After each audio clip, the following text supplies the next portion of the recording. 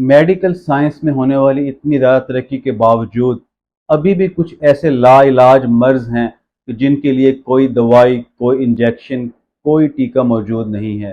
तो ऐसे लाइलाज मरीजों के लिए जो नई चीज़ उम्मीद की किरण बन के उनके सामने आ रही है, उसका नाम है रीजनरेटिव मेडिसिन।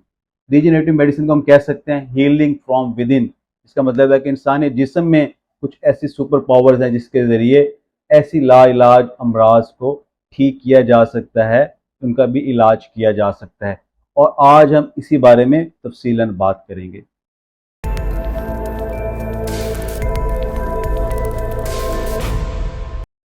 अस्सलाम वालेकुम, मेरा नाम है डॉक्टर मुदस्सिर नज़र और मैं एक ऑर्थोपेडिक सर्जन, और मैं अपने चैनल और के डॉक्टर मुदस्सिर पे आपको खुशामदीद कहता हूँ। रीजनरेटिव मेडिसिन में अभी किन किन बीमारियों का कामयाबी से इलाज हो रहा है और किन किन में इसमें एक बहुत रिसर्च चल रही है। तो अगर हम बात करें हड्डियों या पट्ठों जोड़ों की बीमारियों की, ऑस्टियोआर्थराइटिस या जोड़ों का जो उम्र के साथ ख़राब हो जाना है, इसके साथ साथ मुख्तलिफ किस्म की स्पोर्ट्स इंजरीज़ हैं या ऐसे फ्रैक्चर हैं जो बहुत अरसे से नहीं जुड़े, जिनको हम नॉन यूनियंस कहते हैं, या मुख्तलिफ किस्म के टेंडन की इंजरीज़ हैं जिनको टेंडनाइटिस कहते हैं। तो इसका एविडेंस मौजूद है कि इन बीमारियों को बहुत कामयाबी के साथ रीजनरेटिव मेडिसिन के ज़रिए इनका इलाज हो रहा है। उसके बाद मुख्तलिफ किस्म के ब्लड कैंसर्स हैं जिनका बोन मैरो ट्रांसप्लांट के ज़रिए इलाज हो रहा है, वो भी रीजनरेटिव मेडिसिन की एक शक्ल है। फिर इसके बाद अगर हम बात करें होने वाली रिसर्च की, तो बहुत अहम बीमारियां जिस तरह डायबिटीज़, जो कि बहुत कॉमन मसला है और सारी ज़िंदगी मरीज़ को इंसुलिन या और दवाई खानी पड़ती है, उसके लिए रिसर्च जारी है कि कैसे रीजनरेटिव मेडिसिन के ज़रिए इंसान जिस्म इंसुलिन बनाने लग जाए। इसके साथ मुख्तलिफ किस्म के दिल के अमराज हैं, जिस तरह हार्ट फेलियर है या हार्ट अटैक के बाद जो एक पट्टा डैमेज हो गया दिल का, उसको किस तरह सही किया जाए, इसके बारे में रिसर्च चल रही है। फिर जो मुख्तलिफ किस्म के दिमागी अमराज हैं, पार्किंसंस डिजीज़ है या अल्जाइमर डिजीज़ है, राशे की बीमारी या एक भूलने की बीमारी जिसमें दिमाग में तब्दीलियाँ आती हैं, उसके बारे में रिसर्च चल रही है कि कैसे रीजनरेटिव मेडिसिन से इन बीमारियों को ठीक कर दिया जाए। मतलब एक तो है इनको कंट्रोल करना और एक है ठीक करना। तो रीजनरेटिव मेडिसिन है उनको ठीक करना। तो इसको हम और कैसे आसानी से समझ सकते हैं, इसके लिए हम आपको एक मिसाल के ज़रिए समझाने की कोशिश करते हैं। हम इसको ऐसे समझ सकते हैं कि आपका कोई बाग है या एक छोटा सा गार्डन है, उसके अंदर आपके मुख्तलिफ किस्म के पौधे लगाए हुए हैं। उसमें एक पौधा किसी वजह से ख़राब हो गया, डैमेज हो गया, वो जगह खाली हो गई।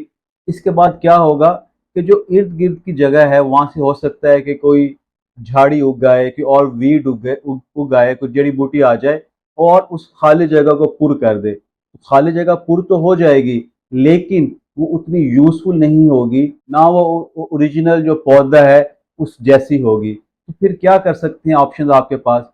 एक तो ऑप्शन ये है आपके पास कि जो पौधा है उसके आप बीज उसके अंदर डाल दें उस खाली जगह पे, ताकि बिल्कुल वैसा ही पौधा वहां दोबारा उग जाए जिस तरह पहला पौधा था। या फर्टिलाइजर, खादें डाल दें उस खाली जगह के अंदर कि जो इर्द गिर्द के सही वाले पौधे हैं वो फैल के उधर आ जाएं और दोबारा से उस खाली जगह को पूर कर दें।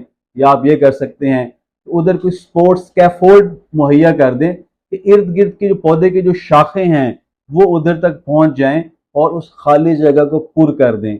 तो ये एक एनालॉजी हमने बनाई है जिसके जरिए हम किसी हद तक समझने के काबिल हो सकते हैं कि रीजनरेटिव मेडिसिन क्या है। जिस तरह हमने बीज डालने की मिसाल दी, तो उसको हम कह सकते हैं कि एक रीजनरेटिव मेडिसिन की एक फॉर्म जिसमें हम कहते हैं स्टेम सेल्स।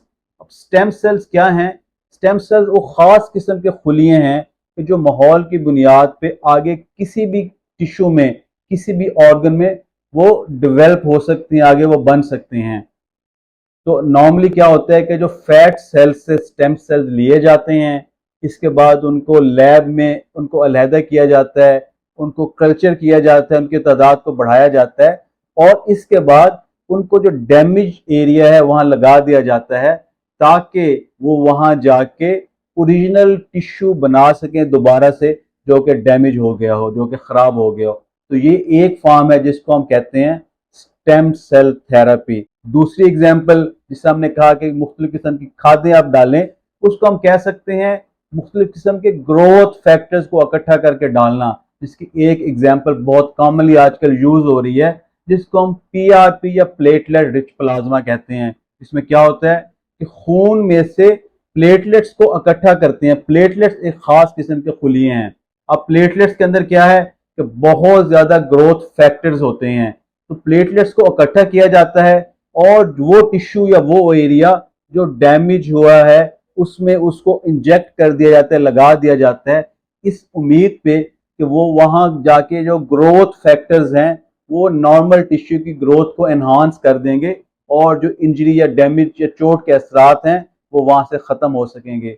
फिर हमने जिस तरह एक एग्जाम्पल दिया आपको बाघ वाली मिसाल में स्कैफोल्ड की, इसी तरह मुख्तलिफ किस्म के 3 डायमेंशनल बायोकम्पैटिबल स्कैफोल्ड बनाए जाते हैं और वो जाके डैमेज टिश्यू में रखे जाते हैं ताकि इर्द गिर्द का जो नॉर्मल सेल्स हैं वो वहां आके खुलिये लग सकें और नॉर्मल टिश्यू को बना सकें। तो ये 3 बड़ी अहम एग्जाम्पल्स हैं रीजनरेटिव मेडिसिन की। इसके अलावा और भी मुख्तलिफ किस्म की फॉर्म्स हैं, जिस तरह एक फॉर्म है जिसको हम कहते हैं जीन थेरेपी। जीन थेरेपी में क्या है कि मुख्तलिफ किस्म के जेनेटिक डिजीजेज, जिस तरह एक स्किन की डिजीज है जिसको हम एपिडर्मोलाइसिस बलोजा कहते हैं, उसमें जो खराब जीन है उसको निकाला जाता है और उसकी जगह जो सही वाली जीन है उसको जिस्म के अंदर डाल दिया जाता है, इस उम्मीद पे इससे जो जिल्द की जो बीमारी है जिसका कोई इलाज नहीं है उसको ठीक किया जा सके। अभी कुछ दिन पहले आपने खबर सुनी होगी, अमेरिका में एक सर्जरी हुई कि एक इंसान के अंदर कामयाबी से पिग का या सूअर का गुर्दा ट्रांसप्लांट कर दिया गया।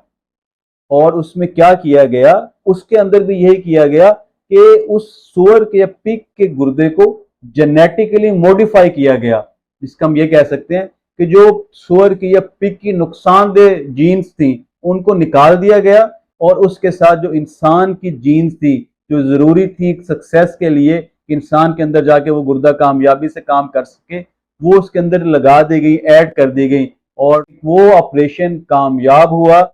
इसके अलावा रीजनरेटिव मेडिसिन की और भी कुछ एग्जाम्पल हैं, जैसे टिश्यू इंजीनियरिंग है, बायो प्रिंटिंग है, इम्यूनोमॉड्यूलेशन है। तो इस सारी रीजनरेटिव मेडिसिन के एग्जाम्पल हैं। अगर हम इनकी डिटेल में गए मेरे ख्याल में ये वीडियो बहुत ही लंबी हो जाएगी, इसलिए हम खत्म करते हैं इस बात पे कि ये ऐसा फील्ड है जिसमें अभी बहुत रिसर्च जारी है, बहुत कामयाबी की उम्मीद है और बहुत हद तक हम कह सकते हैं कि वो बीमारियां जो इस वक्त लाइलाज हैं, हो सकता है कि 10 साल 15 साल के बाद रीजनरेटिव मेडिसिन की वजह से इंसान उसका इलाज कर सके और ये बीमारियां लाइलाज ना रहें।